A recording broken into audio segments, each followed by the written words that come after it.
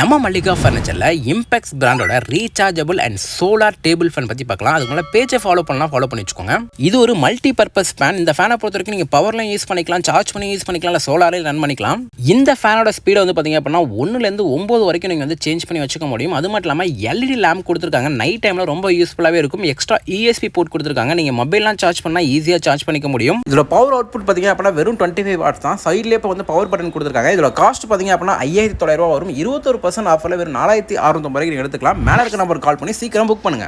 மனம் சொல்லுமே மல்லிகா.